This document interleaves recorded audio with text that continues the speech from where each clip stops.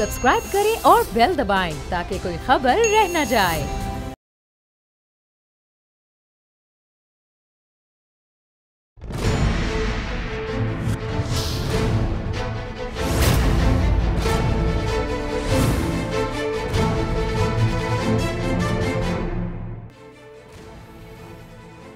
अस्सलाम वालेकुम, मैं हूं नूरुल आरफीन सिद्दीकी और आप देख रहे हैं मेरी जंग।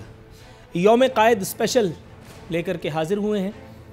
आज 25 दिसंबर के दिन हम ये इवैल्यूएशन करने के लिए, ये असेसमेंट करने के लिए मौजूद हैं कि क्या इस पूरे अरसे में 70 साल से ज़ायद इस अरसे में पाकिस्तान हकीकी इस्लामी जमहूरिया रियासत बन सका या नहीं। उम्मत मुस्लिमा का गम रखने वाले पाकिस्तानी अवाम से, अपनी ही रियाया से, उसके दुख दर्द से क्यों आ रही हैं। जमहूरियत के नाम लेवा ज़ाती मफादात के लिए दस्त गिरेबा हैं। क्या यही था कायद का वो पाकिस्तान? क्या कायद ने इसीलिए इस अर्ज़ पाक को हासिल करने की सही की थी? क्या अल्लामा इकबाल ने उसी एक धरती का ख्वाब बुना था कि जहां अपनी रियाया को छोड़ तमाम उम्मत का गम आपके सीने में पनपता रहे? बच्चों से ज़्यादती और उनके कत्ल के वाक़यात जो हैं वो इस इस्लामी जमहूरिया पाकिस्तान में, जिसके पासपोर्ट का रंग सब्ज़ है, बदस्तूर ये सिलसिला जारी है। हाकिम वक्त को ट्वीट करने से फुर्सत नहीं, ट्वीट पर वो दुनिया जीतने चले हैं। ऐसा हो सकेगा या नहीं, इसका फैसला तो आने वाला वक्त करेगा। हालांकि ज़ाती हैसियत में मैं जानता हूं कि ये टेक्निकली, लॉजिकली पॉसिबल नहीं है। इस वक्त अपनी टेलीविज़न स्क्रीन पर जिस बदबख्त को आप देख रहे थे, उसका नाम है सुहेल अयाज। खैबर पख्तूनख्वा हुकूमत में एक कंसल्टेंट की हैसियत से 3.5 लाख रुपए माहवार पे काम करने वाला ये बदबख्त डार्क वेब से वाबस्ता था, उसका सरगना था। कितने ही मासूम बच्चों से ज़्यादती के वाक़यात का ये मुहर्रिक था। एज एक्सपेक्टेड 2 प्रोग्राम इस पर मैं कर चुका हूँ, ये मेरा तीसरा प्रोग्राम होगा। इसकी गिरफ्तारी के बाद तमाम तर हालात व वाक़यात देखते हुए हमने ये ख़दशा ज़ाहिर किया था कि इसके मामले को लो प्रोफाइल रख करके आवाम को इसके मामले से बेखबर फरमा दिया जाएगा। और अल्लाह का बड़ा शुक्र है, सुम्मा अल्हम्दुलिल्लाह, इस बिलावजह की नाम निहाद रियासत मदीना में ऐसा ही हुआ। देखा गया है कि क़िताल चाहे PIC में हो या साना साहिवाल में, इमरान खान साहब इस नाम निहाद रियासत के वाली, उनसे कुछ और बन पड़े या ना बन पड़े, बहरहाल वो बिला वजह के वसीम अकरम प्लस की पीठ थपथपाते हैं और चल देते हैं, इस हकीकत से कतई नाआशना कि अवाम पाकिस्तान के दिलों पर उनकी इस हरकत से क्या गुजरेगी। बैन अक़वामी सालिसी का शौक रखने वाले मेरे मोहतरम वज़ीर आज़म, उनका यारा बस इतना है कि वो एक धमकी ना सह सके, एक धमकी। ये वो लोग हैं जो जनरल रिटायर्ड परवेज मुशर्रफ को एक टेलीफोन कॉल पर धड़न तख्ता होने का ताना दिया करते थे। ये वो लोग हैं जो टीपू सुल्तान की तलवार किराए पे लेकर के और जमाना फतह करने चले थे। अवाम हमारे यहां डेंगी से मर रहे हैं और खवास के इलाज के लिए अलमान अल हफीज जो मीडिया कैंपेन्स लॉन्च की गई हैं, कोई ना पूछे। पंजाब सेहतमंद हो या ना हो, लेकिन बहरहाल मियाँ साहब के लिए हर दिल धड़क रहा है, उनकी दराजी उम्र के लिए दुआएं की जा रही हैं, होनी भी चाहिए। सिंध में कुत्तों तक को बिस्किट खिलाने वाले, बिल्ली कुत्ते को हवाई जहाज का सफर उससे महजूज कराने वाले, अपनी आवाम को जो हर इलेक्शन में उन्हें जमहूरियत का बिस्किट खा करके और इक़्तिदार का मसलत फराम करने के काम आते हैं, रेबीज की वैक्सीन तक नहीं मिल रही। याद कीजिए जरा उस नन्हे हसनैन को, जिसे इंटीरियर में, कराची का होता तो मैं समझ सकता था कि चलो PP वालों को कराची की क्या पड़ी है। इंटीरियर से उस बच्चे को यहां लाया गया था, उसके चेहरे का कोई एक हिस्सा नहीं था जो सलामत हो। अजरा पेचूहू, सेक्रेटरी हेल्थ, मोहतरम जनाब आसिफ अली जरदारी साहब की हमशीरा, आज भी मसनद पर मौजूद हैं। बिलावल साहब को दुनिया का हर गम लाहक है, मां सिवाय इस एक बच्चे के, उन लोगों के जिनको अपनी लाशें उठाने के लिए एम्बुलेंसेस तक वो सरकार नहीं दी जा रही। बिलावल साहब नैब को तड़ियां लगाने में लगे हुए हैं। अल्लाह ताला से दुआ और चेयरमैन नैब से इस्तदा है, हुजूर थोड़ा सा टाइम निकालिए ना। ایٹمی ریاست عوام کے لیے قطعی غیر محفوظ ہے. ہاں خواص جشن منائیں, وہ ان کے بچے, ان کی آل اولاد ثم الحمدللہ بلند مقابر میں محفوظ ہیں, کیونکہ اکثر تو پاکستان میں ہی نہیں ہے, اکثر تو الحمدللہ پاکستان میں ہی نہیں ہے, تو ظاہر ہے کہ وہ محفوظ ہی ہوئے. سوچنا ہے. سوال میرے مہمانوں کے لیے میرا یہ ہوگا کہ کیا ہم سینہ دہر پر ایک بوجھ نہیں؟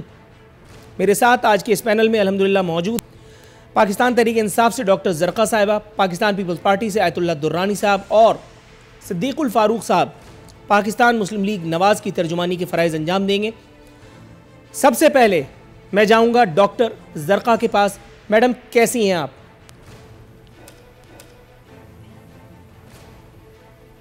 آپ کا بہت شکریہ, اللہ کا بہت کرم ہے.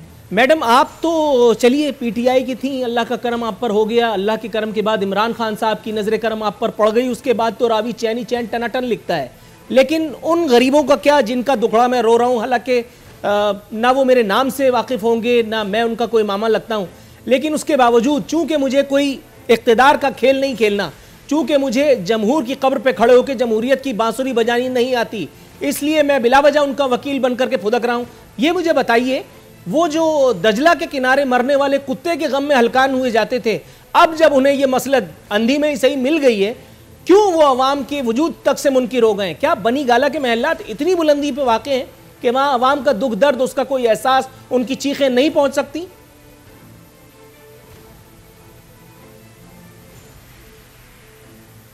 بسم اللہ الرحمن الرحیم.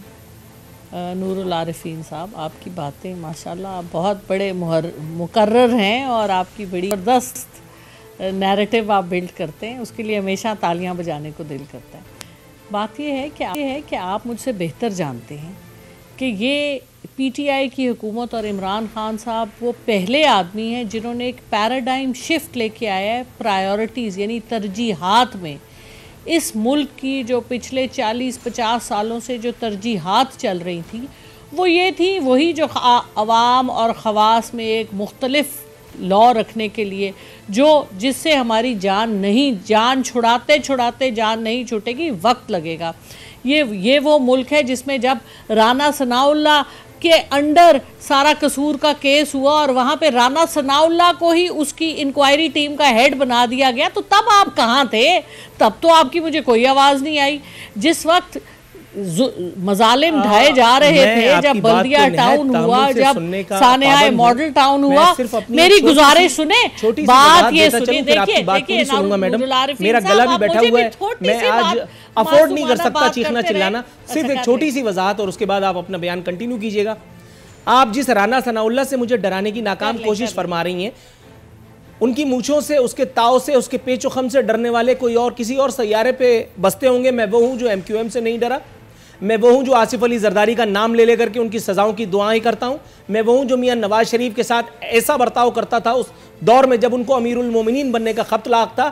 رانا ثناء اللہ تو بسکٹ سے زیادہ نہیں ہے میاں نواز شریف کے سامنے. دوسری بات, رانا ثناء اللہ کے خلاف میں نے سیریز آف پروگرامز کی تھی لاسٹ چینل پہ, جس پہ آپ میرے ساتھ مہینے میں 2 مرتبہ کم از کم آیا ہی کرتی تھیں.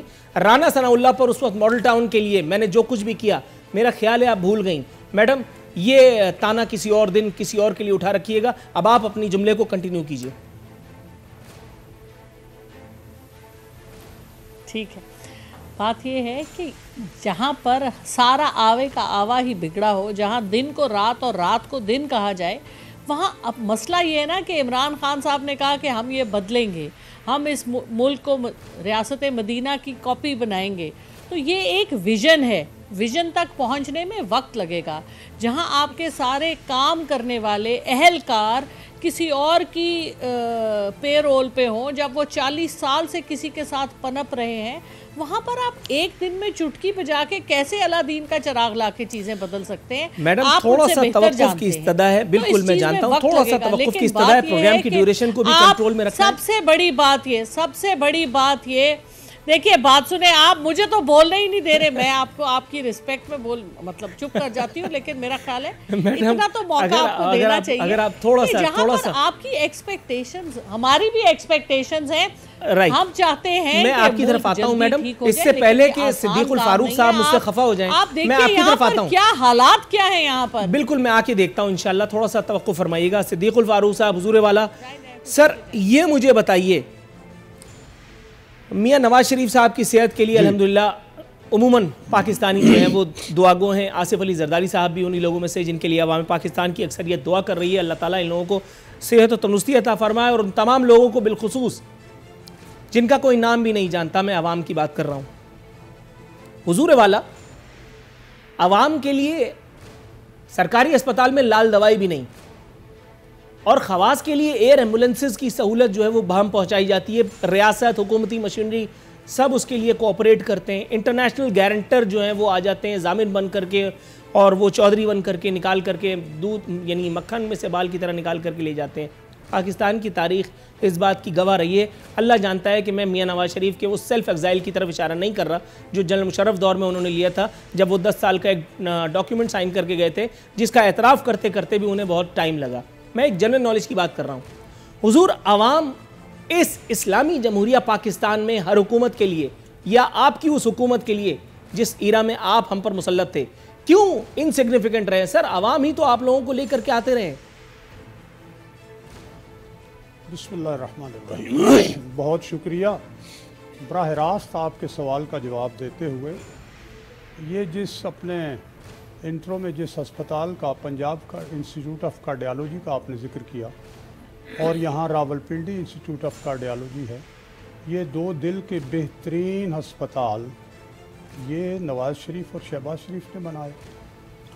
جب شہباز شریف صاحب پنجاب کے چیف منسٹر بنے تو صحت کا بجٹ 11 ارب تھا، وہاں سے اٹھا کے 140 ارب تک انہوں نے پہنچایا، اور ایمرجنسی میں 151 دوائیں مفت، دیگر ٹیسٹ جو ہیں مفت اور انتہائی کم قیمت پر، ڈائلسس سینٹر بنے، یہ عوام کی صحت کے لیے 19 یونیورسٹیاں بنی پنجاب میں، اور سینکڑوں کالج، اور پھر غریبوں کے لیے اسکول، اور اس میں وظائف اور لیپ ٹاپ میرٹ پر، یہ سارے تعلیم کے لیے شہباز شریف صاحب نے نواز شریف کی ہدایت پر کیا۔ اس طرح سے دیگر معاملے، یہ سارے اسپتال جن میں غریب لوگ ہی جاتے ہیں، عام سرکاری اسپتال، ان سب کو ایئر کنڈیشن کر دیا غریبوں کے لیے۔ آپ یقین کیجئے، میں نے اپنی بچیوں کے 2 دفعہ، 2 میری بیٹیاں ہیں، دونوں کے اپینڈکس کے آپریشن سرکاری اسپتال میں ہولی فیملی میں کرائے۔ خود میں بیمار ہوا یا میری مسز بیمار ہوئی تو راولپنڈی انسٹیٹیوٹ آف کارڈیالوجی میں ہم گئے اور جاتے ہیں، اور لوگوں کو بھی بھیجتے ہیں۔ تو میں یہ عرض کروں گا، بلا شبہ دودھ اور شہد کی نہریں تو نہیں بہہ سکیں اب تک، اور شاید کچھ اور وقت لگے، لیکن اگر یہاں تسلسل سے معاملات چلیں، گورننس ٹھیک ہو، اور جس طرح سے اقدامات خط غربت سے لوگوں کو اوپر اٹھایا گیا نواز شریف اور شہباز شریف کے دور میں، اور جس طرح سے معیشت بہتر ہوئی، انفراسٹرکچر بچھایا گیا، سی پیک سامنے ہوا، دھماکے کر کے ملک کا دفاع مضبوط کیا گیا، یہ ساری چیزیں اگر تسلسل سے جاری رہیں، درمیان میں بار بار کبھی پرویز مشرف آ گیا، کبھی کوئی اور، یہ نہ ہوتا، اب تک ہم بہت آگے چلے گئے ہوتے۔ رائٹ سر، میں جاؤں گا آیت اللہ درانی صاحب کے پاس۔ ایک جملہ اور میرا سن لے۔ زرقا بہن نے کہا آوے کا آوا بگڑا ہوا ہے، وہ تو ٹھیک کر رہے ہیں، پیراڈائم شفٹ کی انہوں نے بات کی، تو میں ان سے درخواست کروں گا کہ جو ٹیم عمران خان صاحب نے بنائی، ادھر ادھر سے لے کے بھانمتی کا کنبہ جو جوڑا، اپنی پارٹی کے کتنے لوگ ہیں اور ان لوگوں کو خود کیا ہوا۔ رائٹ سے تھوڑا سا توقف کی استدعا میں آیت اللہ درانی صاحب کے پاس جانا چاہتا ہوں۔ آیت اللہ درانی صاحب، سر اس زحمت کے لیے معذرت جو آپ کو انتظار کی صورت میں برداشت کرنی پڑی۔ سر آج ہم اس قائد اعظم کی بات کر رہے ہیں جنہوں نے جب اسلامی جمہوریہ پاکستان کا جب سوچا ہوگا، جب علامہ اقبال نے ان سے یہ خواب شیئر کیا ہوگا، تو ان کے وہم و گمان میں بھی نہ ہوگا کہ ایک ایسی اسلامی ریاست کے لیے یہ صحیح وہ کر رہے ہیں کہ جہاں کتوں کو جو ہے وہ ہوائی جہازوں میں گھومنا نصیب ہوگا اور عوام کی حیثیت اللہ معاف کرے کتوں سے بدتر ہوگی۔ قائد نے کبھی بھی نہ سوچا ہوگا کہ خود قائد عوام کا نام لے لے کر کے، محترم جناب ذوالفقار علی بھٹو صاحب مرحوم کا نام لے لے کر کے قائد اعظم پر تہمت باندھی جائے گی۔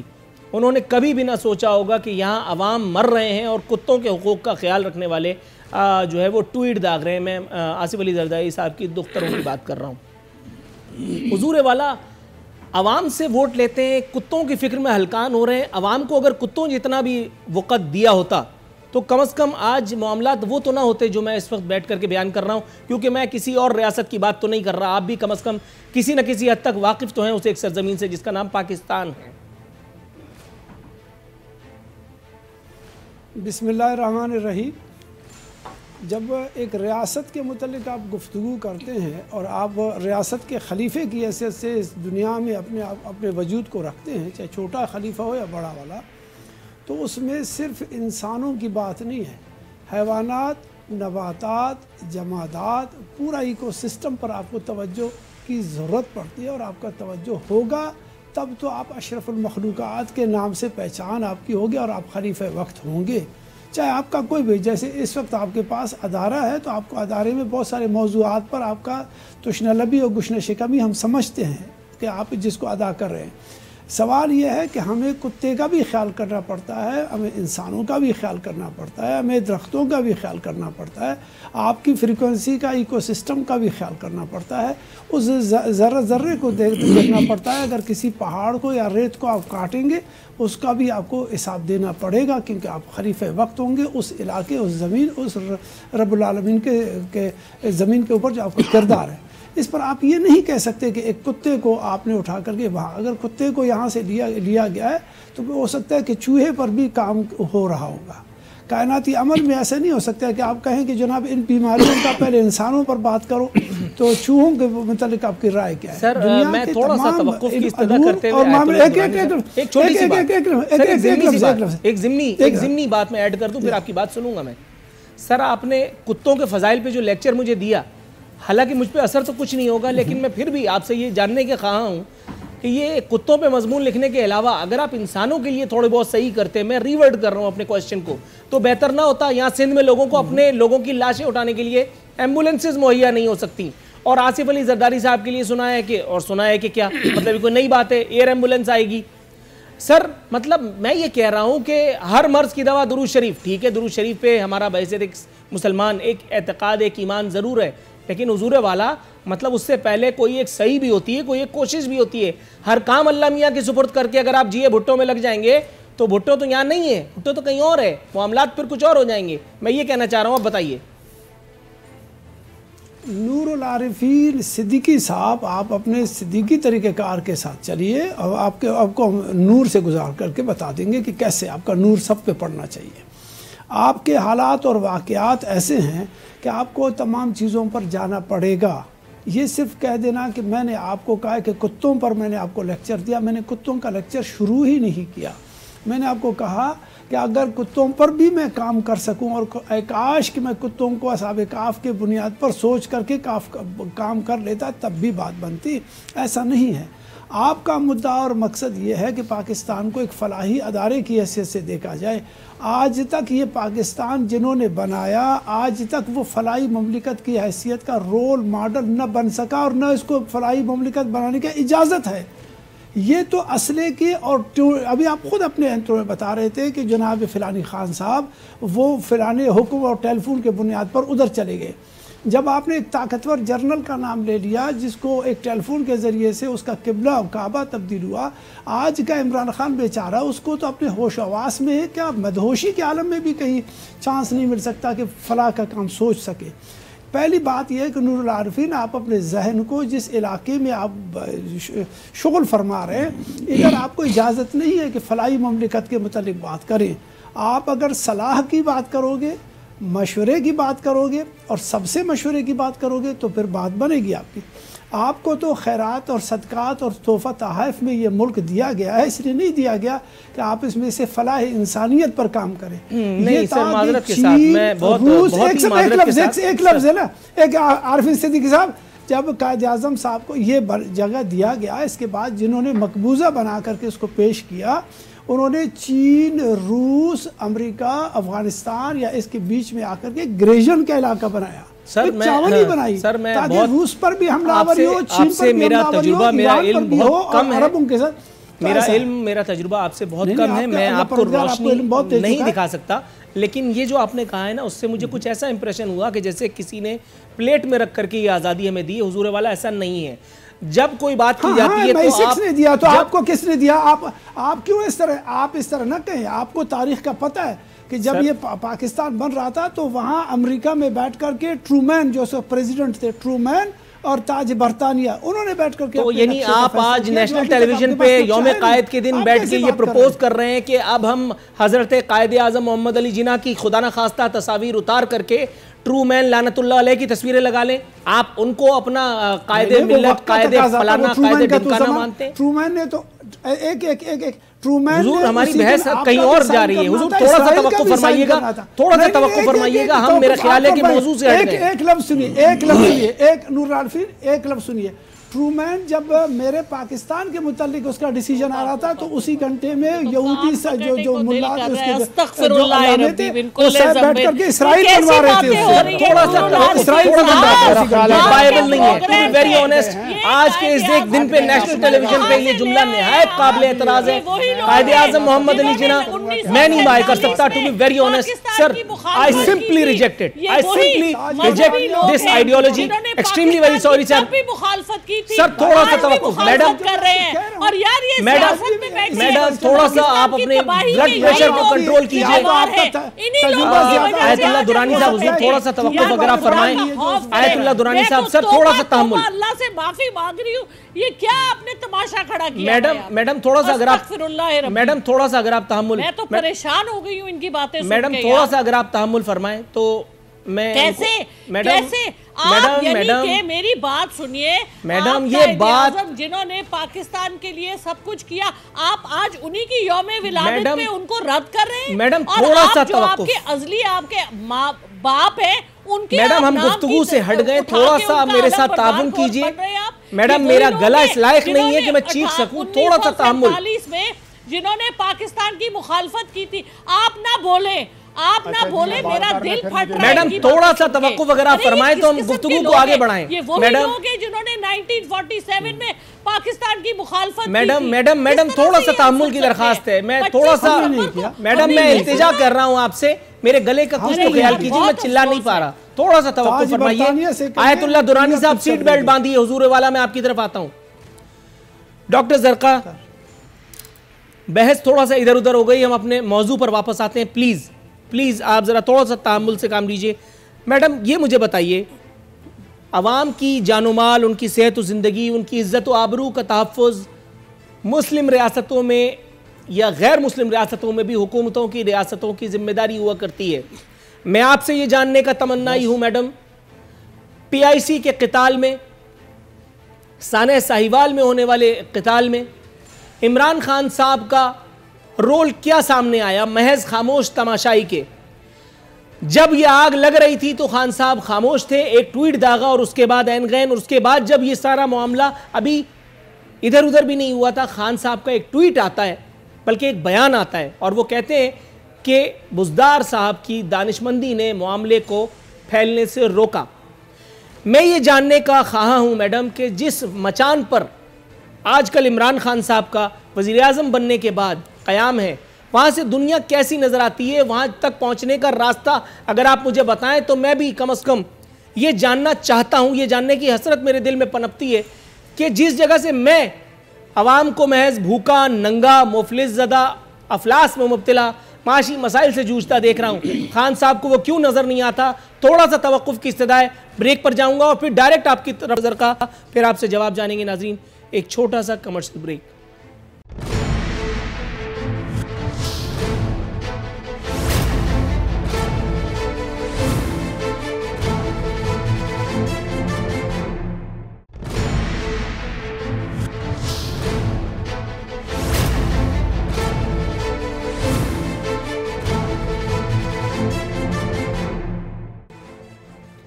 ویلکم بیک ناظرین. بدستور ہمارے مہمان ہمارے ساتھ موجود ہیں. ڈاکٹر زرقا، میڈم بہت تفصیلی سوال میں نے آپ کی خدمت میں پیش کیا تھا، میں دہرانے کا متحمل نہیں ہو سکتا، میرا گلا اجازت نہیں دے رہا.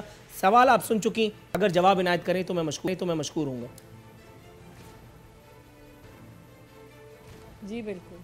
دیکھیے بات یہ ہے نور العارفین صاحب کہ مجھے جو آپ کے پروگرام میں آج جو میرے دل پہ جو نشتر چلے ہیں، عمران خان صاحب، آپ کی پرابلم عمران خان صاحب نہیں ہیں، آپ کی پرابلم وہ رہنما ہیں جو راہزن ہیں، آپ کی پرابلم وہ قوم ہے جو کنفیوزڈ ہے، کیونکہ اس کو اس قسم کے نیریٹو سنائے جاتے ہیں اور ان کے اوپر استغفر اللہ کہہ کے مجھے کہنا پڑتا ہے کہ اللہ کا نام لے کے لوگوں کو غلط راستوں پہ لے کے جایا جاتا ہے. آپ یاد کیجئے کہ کون سی وہ پارٹیاں تھیں جنہوں نے 1947 میں پاکستان کے خلاف تھی. یونینسٹ پارٹی، آپ کی جماعت اسلامی، آپ کے مذہبی جتنے رہنما تھے، اگر ایسٹ پاکستان کے لوگ نہ ہوتے تو پاکستان نہ بنتا. یہ کیسی باتیں کر رہے ہیں؟ 11 ستمبر کا قائد اعظم کو ان کی تقریر سنائیے. دیکھیے میں عمران خان صاحب کی بات تو آج 2019 میں ہو رہی ہے، میرا دل پھٹ رہا ہے کہ ہم جس ملک میں بیٹھے ہیں، جس کی آزادی کے پیچھے میرے آباء و اجداد، میرے والد صاحب اپنا سارا خاندان کشمیر میں چھوڑ کے آئے ہوئے، جو ابھی تک وہاں پر تکلیف میں مبتلا ہیں مسلمان، اس قسم کے ہمارے رہنما ہیں جو قائد اعظم کو ماننے سے انکاری ہیں. یار ان کو واپس بھیجیں. ان کا لیڈر اگر مودی ہے یا ان کا لیڈر ٹرومین ہے تو ان کو وہاں بھیجئے. ہمارے ملک میں میڈم اب اگر آپ میرے سوال کو تھوڑا سا لفٹ کرا دیں، نہ ان کی سوچ میں وسعت ہے. میم اب اگر میرے سوال پر آئے. یہ نہیں، دیکھیے میری بات سنیے، اگر آپ کو اپنی ترجیحات کا ہی نہیں پتا، دیکھیے دس از 25 دسمبر کو آپ قائد اعظم کو، میڈم آپ نے ان کے بارے میں ہی آپ ان ٹو کو بی خراب ویری کر رہے آنیسٹ، ہیں. جو آپ کہہ رہی ہیں وہ درست کہہ رہی ہیں، جو آپ کہہ رہی ہیں میرے سینٹیمنٹس بھی بالکل وہی ہیں، میں بھی ہرٹ ہوا ہوں اور میں نے اس کو کاؤنٹر کیا. لیکن اب آ جاتے ہیں عمران خان صاحب کی طرف اور پی آئی سی کی طرف. نہیں، but this is not some thing small. یہ کوئی چھوٹی بات نہیں ہے جو انہوں نے کی ہے، یہ اتنی بڑی بات ہے. میں ڈاکٹر زرقا سے نمٹ لوں تو آپ تک آتا ہوں. اسرائیل کے سب سے بڑے ایجنٹ تو یہی بیٹھے ہیں، دوسروں کو باتیں کرتے ہیں. یہ کس میڈم اگر آپ مجھ غریب پر رحم فرمائیں، اور اگر آپ یہ نہ بھولیں، I am very sorry. Madam دیکھیے یہ میں وہ لوگ کاؤنٹر ہیں کر چکا اس ایک بات کو، رد کر چکا. پتا نہیں ہے اور کیا چاہتی ہیں میڈم؟ اچھا واپس آ جائیں پلیز، واپس آ جائیں لاہور پہ آ جائیں، پی آئی سی پہ آ جائیں. ٹھیک ہے پلیز میم. پی آئی سی کی جو آپ بات کریں، دیکھیے بات سنیں، اس ملک میں کیا ہو رہا ہے آپ مجھ سے بہتر جانتے ہیں، اسی میں بات کریں. اس وقت ایک طرف آپ کے تصادم کرایا جا رہا ہے آپ کے سارے بڑے انسٹیٹیوشنز میں، آپ کی آرمی کو اس کو بری طرح سے اس کو مارا جا رہا ہے، اس کو ایک بری لائٹ میں دکھایا جا رہا ہے، جوڈیشری کو آپ کی ٹارگٹ کیا جا رہا ہے، آپ کی حکومت کو ٹارگٹ کیا جا رہا ہے، اور آپ کے پڑھے لکھے طبقے کو آپس میں لڑایا جا رہا ہے. اور آپ کی جوڈیشری، آپ کے جو لائرز ہیں، ان کو جن کو آپ نے جب شروع ہوا تھا، یہ 2007 میں جب لائرز کا موومنٹ شروع ہوا تھا، تب سے اب تک یعنی 12 سالوں میں آپ نے جو لائرز کے کوئی کسی قسم کا ان کے لیے کوئی باؤنڈریز آپ نے کریٹ نہیں کی. ہر چیز لائرز کے ساتھ بہت سے مسئلے ڈیولپ ہوئے اور ڈاکٹروں کے ساتھ بھی ہوئے. تو سوسائٹی کے ہر حصے میں آپ کو یہ نظر آتا ہے کہ لوگ اس وقت انتہائی ذہنی انتشار کے دباؤ کے انڈر ہیں. اور پھر ظاہر ہے سیاسی گیمز تو چلتی ہی ہیں کہ نون لیگ والے اپنے لائرز کو نکالتے ہیں، ان کی لڑائیاں، یہ سب کچھ چلتا رہتا ہے. لیکن من حیث القوم آپ کو پتہ ہے میں ڈاکٹر ہوں، میں مینٹل ہیلتھ پہ بھی بہت کام کرتی ہوں. اس وقت پاکستان میں 64% سے زیادہ ہماری آبادی کا 30 سال سے کم عمر کا ہے، اور آپ کو پتہ ہے اس میں سے 70% لوگ جو ہیں وہ ذہنی امراض کا شکار ہیں. اور یہ ذہنی امراض کیا ہیں؟ Violence, severe anxiety, suicide, drug dependence, depression. یہ کیوں ہے؟ کیونکہ آپ نے قوم کے رہنماؤں نے قوم کو کنفیوز کیا ہوا ہے. میڈم تھوڑا سا توقف کیجئے گا. لا اینڈ آرڈر اس ملک میں میڈم میں آپ سے ملتمس ہوں، پلیز تھوڑا سا مجھے لفٹ کرا دیجئے، کیونکہ میں ریپیٹ نہیں کر پا رہا ہوں، میرا گلا بالکل بیٹھا ہوا ہے. کہ آپ کے جب دیکھیے نا، آپ کو پتا ہے کہ آپ کی آپ نہ بولیں، مجھے بولنے دیں، آپ بے شک نہ بولیں. آپ کی میڈم باقی لوگ بھی ہیں نا، تھوڑا سا ان کو بھی تھوڑا سا لفٹ کرانی ہے نا، مطلب تھوڑا سا. میڈم ایک بیماری کا نام آپ لینا بھول گئیں. میں صرف اپنا جملہ کمپلیٹ کر کے اور پھر میں اگلے مہمان تک جاتا ہوں. آپ تک میں دوبارہ آؤں گا، ذرا تھوڑا سا سیٹ بیلٹ باندھیے گا. آپ نے بہت ساری بیماریوں میں مجھے الجھا دیا. آپ نے ایک بیماری کا نام نہیں لیا جو حکمراں طبقے کو لاحق ہوتی ہے، اور وہ ہے بے حسی. یعنی جب میں حکمراں بن جاؤں، جب میں اسلامی چورن منجن بیچ کے انقلاب کی دکان کھول کر کے اور میں عوام کو بے وقوف بنا کر کے ان کو جھانسا دے کر کے ان کو میں میڈم اب آپ کی باری ہے، اب آپ کی باری ہے. دیکھیے میں نے بالکل پورا پروٹوکول فالو کیا ہے، اب آپ کی باری ہے. جب میں اسلامی چورن منجن انقلاب کی دوا بیچ کر کے اور بنی گالا کے محلات سے ڈائریکٹ لینڈ کروں ایوان وزیر اعظم میں، میرا ایک جو ہے دوست، میرا ایک سیاستدان ساتھی، میرا ایک فلانا ڈھمکانا، کوئی وزیر ہو، کوئی صدر ہو، کوئی فلانا ہو، کوئی ڈھمکانا ہو، سب میں مملکت کے اہم ترین مناصب پر فائز ہو چکا ہوں، تب میں ویسا گونگا بہرا اور بالکل مٹی کا مادھو بن جاؤں جیسا کسی دور میں وہ ایک ہوا کرتا تھا نیرو، جو اس وقت بھی بانسری بجا رہا تھا کہ جب روم جل رہا تھا. میڈم نیرو میں اور اس میں فرق میں بتاتا چلوں تھوڑا سا. میڈم اب آپ کی باری ہے، پلیز کوآپریٹ میڈم. پی آئی سی جل رہا تھا اور میرا وزیر اعظم بانسری بجا رہا تھا. سانحہ ساہیوال ہوا اور میرا وزیر اعظم 1.5 ماہ تک ان لوگوں کے پاس نہیں گیا. سانحہ ساہیوال کے علاوہ جب پی آئی سی ہوا تو میرے وزیر اعظم نے دل جلانے والا بیان دیا کہ اگر بزدار ٹیکٹیکلی اس معاملے کو ہینڈل نہیں کرتا. میڈم کین یو بلیو یہ والی نام نہاد ریاست مدینہ ہے، یہ حضرت عمر فاروق رضی اللہ تعالیٰ عنہ کا نام بھی لینے کے استحقاق رکھتے ہیں. یہ ان کا نام اللہ معاف کرے معاذ اللہ سنا کر کے وزیر اعظم کے منصب تک پہنچے. میں بہت کوئی سخت جملہ نہ کہوں، اس لیے میں بہتر ہے کہ میں اب اگلے مہمان تک جاؤں. تھوڑا سا توقع فرمائیے گا. صدیق الفاروق صاحب حضور والا، یہ مجھے بتائیے جناب، جی ہم نے ایٹم بم بنا لیا، دنیا ہم سے خائف ہے اور ہم دنیا سے خائف ہیں. سر مجھے یہ بتائیے گا، ہم اسلامی بلاک میں، ہم مسلم امہ میں سالسی کا چورن بیچنے کے خواہاں ہیں، ہم بڑا چیمپئن بن کے جاتے ہیں کہ آؤ میں تمہاری مانڈولی کرا دیتا ہوں، تمہاری سیٹنگ کرا دیتا ہوں. حال یہ ہے کہ ہمیں ایک آدمی کہتا ہے شٹ اپ، سٹ ڈاؤن، اور ہم ٹیپو سلطان کی وہ ادھار لی گئی تلوار جو ہمیں انڈا آملیٹ کاٹنے کے کام آ رہی ہے وہ بغل میں دبا کر کے اور جی سر کہہ کے بیٹھ جاتے ہیں. حضور ملائیشیا کانفرنس کا بائیکاٹ کرنے کے لیے ہم سے فرمائش کی گئی، طیب رضوان آن ریکارڈ ہیں. اس کے بعد جو کچھ ہوا وہ ایک تاریخ ہے، وہ آپ بھی جانتے ہیں اور میں بھی جانتا ہوں.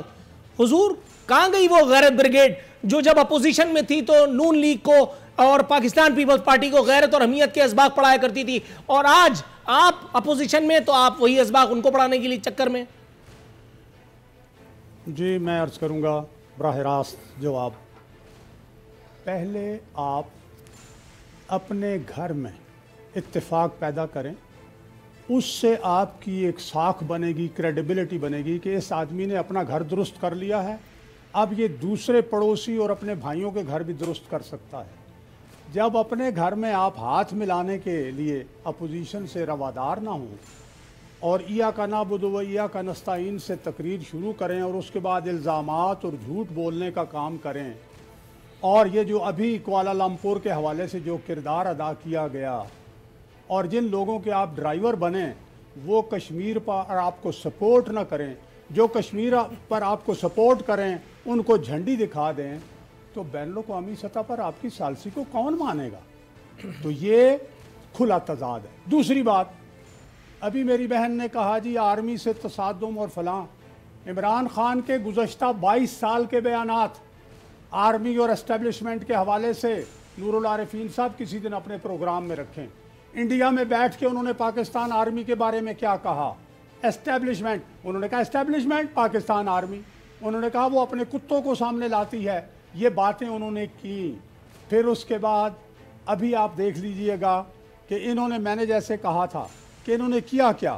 خود عمران خان کنفیوزڈ ہے، عمران خان کو کچھ پتہ نہیں ہے، نہ ٹیم بنا سکے، نہ خود ان کو پتہ ہے کہ میں نے کرنا کیا ہے، کچھ نہیں پتہ. ہر محاذ پر، خواہ وہ خارجہ محاذ ہو، خواہ وہ داخلی محاذ ہو، خواہ وہ اقتصادیات کا محاذ ہو، خواہ وہ گورننس کا محاذ ہو، خواہ وہ اخلاقیات کا محاذ ہو، ہر محاذ پہ وہ فیل ہو گئے ہیں. اب ان کا بین الاقوامی سطح پہ یقین کیجئے 2 کوڑی کی عزت نہیں رہ گئی، بالخصوص اس کوالالمپور کانفرنس کے بائیکاٹ کے بعد 2 کوڑی کی عزت نہیں رہ گئی. یہ ہے وہ عمران خان جو باتیں کرتا ہے. اب آپ اس پہ آ جائیے کہ یہ جو پاکستان کی ہم نے اور قائد اعظم علیہ رحمت کی بات کی، بھائی یہ جو پاکستان کا نظریہ ہے، علامہ اقبال کے the reconstruction of religious thought in Islam 7 lectures پڑھیں، بالخصوص خطبہ الہ آباد جو انہوں نے کنسیپٹ دیا، ٹرومین نے یا دوسرے نے کیا کیا، وہ اپنے قوم کے لیڈر ہیں. ہم نے اپنی قوم کے لیے کیا کیا؟ ہم نے تو درست ہے سر، تھوڑا سا توقف کی درخواست کے ساتھ یا مجھے کمرشل بریک لینا ہے. باغ میں شہید کر دیا سر مجھے کمرشل بریک لینے کے لیے کہا جا رہا ہے، تھوڑا سا توقف، ایک کمرشل بریک کے بعد واپس اور کوشش کریں گے کہ پروگرام کو کسی منطقی نتیجے تک پہنچائیں.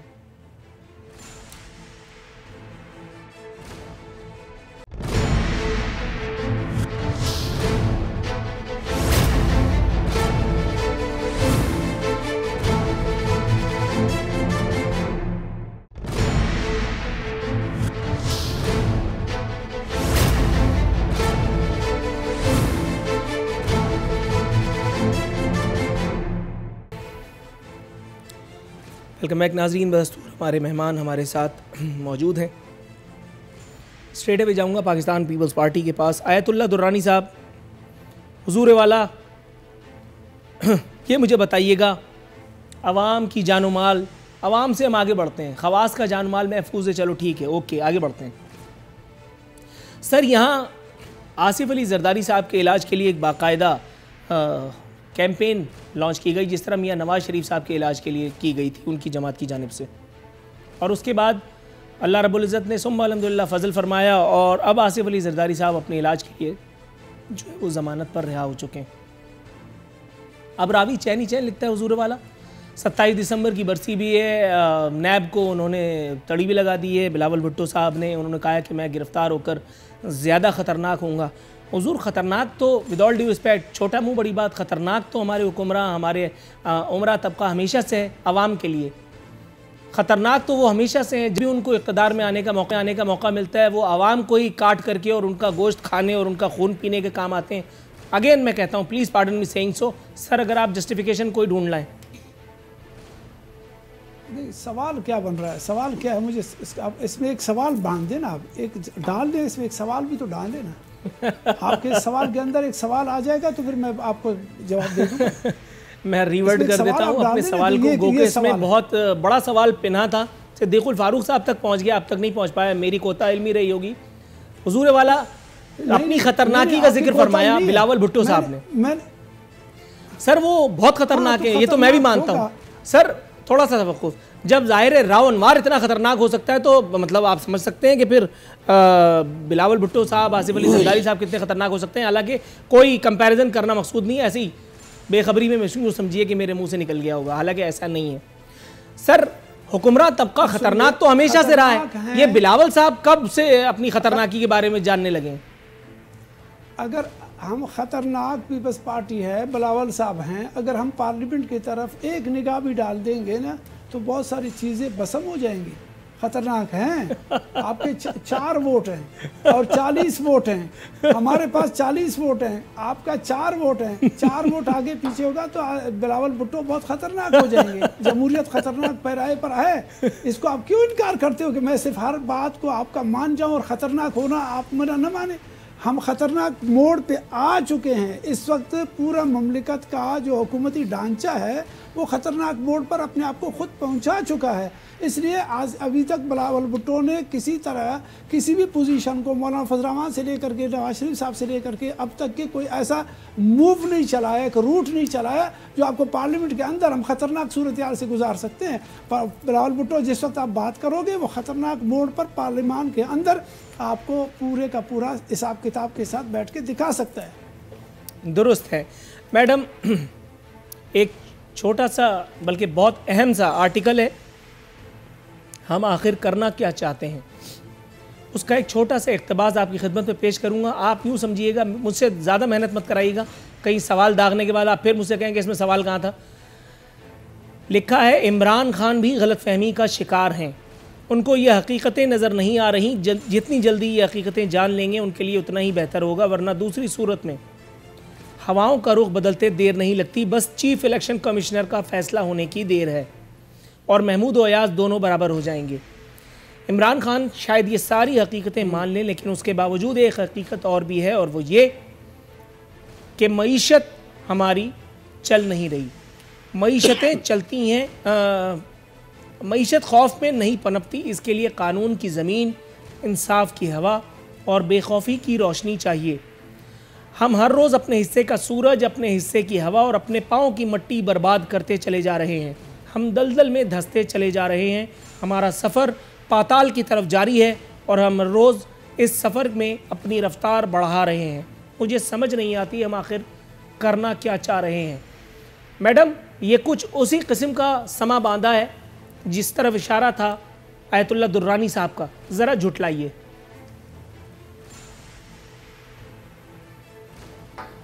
بات یہ ہے جی کہ پہلے تو آپ کی باتیں بہت اچھی ہیں اور یہ ہر حکمران کو سنانی چاہیے، کیونکہ حکمران کا فرض ہے کہ وہ سب لوگوں کی بات سنیں اور خندہ پیشانی سے سنیں اور ان کے اوپر ایکشن لیں۔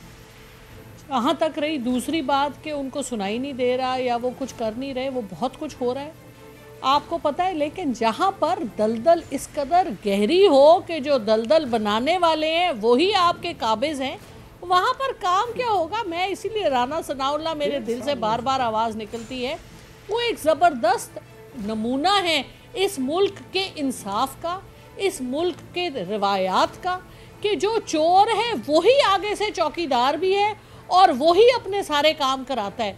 یہاں پر اس ملک میں آپ جانتے ہیں 40 سال سے لوگوں کو ان کو نرش کیا جا رہا تھا، جو ان کی 3 4 جنریشنز کسی کے ساتھ جن کے پلے بدھے ہوئے ہیں، جن کی روٹیاں، جن کی ساری میڈم 30 سیکنڈ میں آپ کو وائنڈ اپ کرنا ہے، مجھے پھر پروگرام کو ختم کرنا پڑے گا۔ ہر جگہ بیٹھے ہوئے، جڑیں بہت ڈیپ ہیں۔ 30 سیکنڈ۔ سو یہ کبھی بھی it was never going to be easy، یہ کوئی آسان کام نہیں ہے، لیکن انشاءاللہ جہاں نیت ہوتی ہے وہاں انشاءاللہ رزلٹ بھی آئے گا۔ اور اکانومی آپ کی امپروو کر رہی ہے، اکانومی میں آپ کے جو ٹریڈ ڈیفیسٹ تھا وہ آپ کا بہت رائٹ میم، پلیز تھوڑا سا توقع فرمائیے گا، مجھے پروگرام وائنڈ اپ کرنے کی کال دے دی گئی ہے۔ تحریک انصاف سے ڈاکٹر زرقاء، مسلم لیگ نواز سے صدیق الفاروق صاحب اور آیت اللہ صاحب پاکستان پیپلز پارٹی سے ہمارے ساتھ اس سفر میں اس شو میں شریک تھے۔ ناظرین، وائنڈ اپ کرتے کرتے بس ایک وضاحت دیتا چلوں۔ آیت اللہ درانی صاحب نے جو کہا، میرا یہ پروگرام، میری یہ ٹیم، میرا یہ ادارہ، ہم اس اسٹیٹمنٹ کو قطعی بائے نہیں کرتے۔ میں جس ماحول میں الحمدللہ میری براٹ اپ ہوئی ہے، الحمدللہ ہم نے قائد اعظم کو ہمیشہ سے ایک الگ مقام میں دیکھا ہے۔ میں آج بھی اسے ایک خیال کا حامی ہوں جو اپنے اسکول میں ہمیں گیت سنایا جاتا تھا، یوں دی ہمیں آزادی کے دنیا ہوئی حیران، اے قائد اعظم تیرا احسان ہے احسان۔ ٹرومین سے جتنا بھی پاکستان پیپلز پارٹی یا آیت اللہ درانی صاحب انفلوئنسڈ ہوں، یہ ان کا اپنا ورژن ہے۔ اس سے ہم قطعی طور پر اختلاف رکھتے ہوئے قائد اعظم محمد علی جناح بانی پاکستان کو خراج عقیدت پیش کرتے ہوئے آج کے پروگرام کو وائنڈ اپ کرتے ہیں۔ نور العارفین صدیقی اور ہماری ٹیم کو اجازت دیجیے، فی امان اللہ۔